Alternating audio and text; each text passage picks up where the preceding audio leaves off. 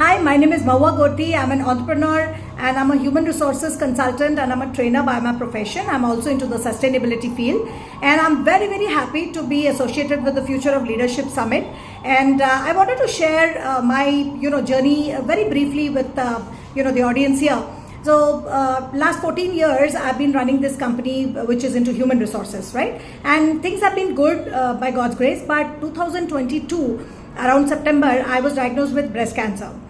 It was a very, very tough time because what followed was 8 months long chemotherapy and then a mastectomy, a complete breast removal surgery, and also I had to undergo radiation therapy.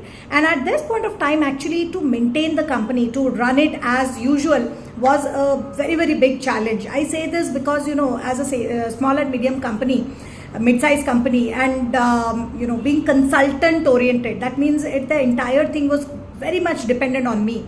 So that point of time, though I had a team who were into the recruitment, who were into my HR services, who was assisting me, but they were completely clueless. Okay, and it was a big roadblock. I was worried. I was not worried about my treatment. I knew that if by God's grace I can take the treatment. But then I was worried that how is it that we are going to sail through this tough time financially, or how are we going to take care of the company, basically.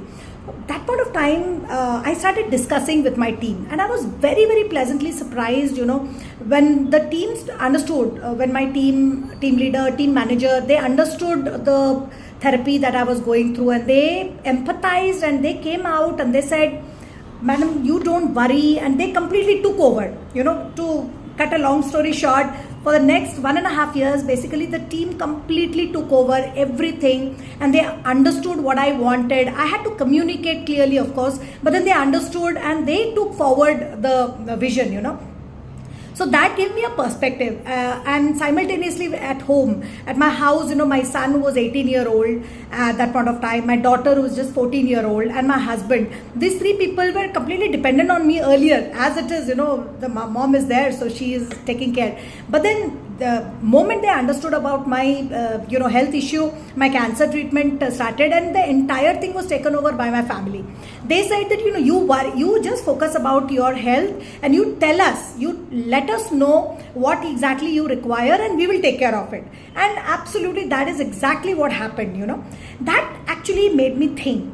I took a step back and I understood that while I can authoritatively, dictatively, or I can control a team, or I can tell them what to do, I can give them matrices and to follow so that they come up with efficient model, etc. But at the same point of time, if the team is unable to connect with me on a human basis, right, I think my vulnerability helped in that.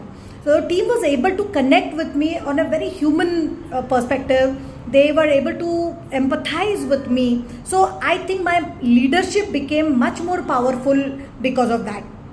I completely feel, even after my treatment, now I'm 100% back to work. I'm doing double the work and everything. But even now, one thing which is giving me comfort is that if I am able to communicate what I require from my team, the team is absolutely reciprocating and they are able to deliver it on a much easier, with a lot of ease than before. I'm very sure this is happening because of the leadership which I have developed during my treatment time, which was completely based on human values, right? So whether you talk about, the team empathizing with my condition, or me empathizing that what the challenges they are facing, because I had a little time to stop and look at how it is going, right? Earlier, when we are running, we really don't understand the small issues, small challenges, which the team is also facing. So number one is trust. I had to trust the team because I probably that point of time I didn't have much of choice. So trust and empathy and humanity and all these values which was brought because of my condition, that was a blessing in disguise. And I definitely, after that, I have done a lot of reading. I've read books like Leaders Eat Last and other such books, wherein definitely if somebody wants a sustainable team, somebody wants a team which is well nurtured and is progressive minded,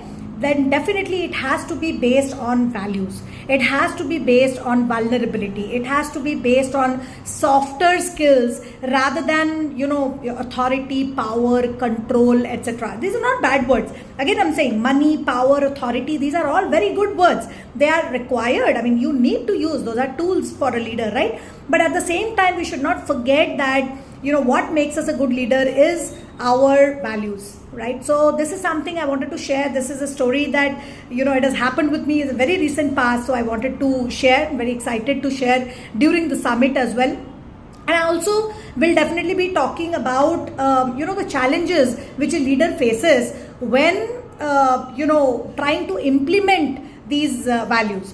I'll tell you in a very short way that, I understand that being human, being empathetic, being trusting, all these are important. But when I'm faced with a day-to-day challenge, it is very difficult for me to keep that cool, right? Every leader faces this dilemma. So I would like to touch upon how this tightrope balancing that a leader has to do, right? How that can be a little easier or a little smoother.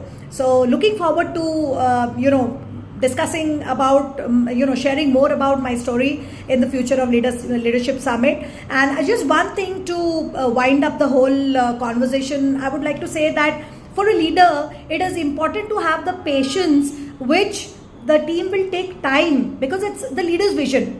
The team is probably not able to see what the leader is able to see. So it takes a little time and trust and trial and error to align the leader's communication with the team's communication, the leader's vision with the team's vision. But then once that is done, it is a beautiful journey, then the real fun starts. So that's something, again, I wanted to touch upon, and looking forward. Thank you. Bye-bye.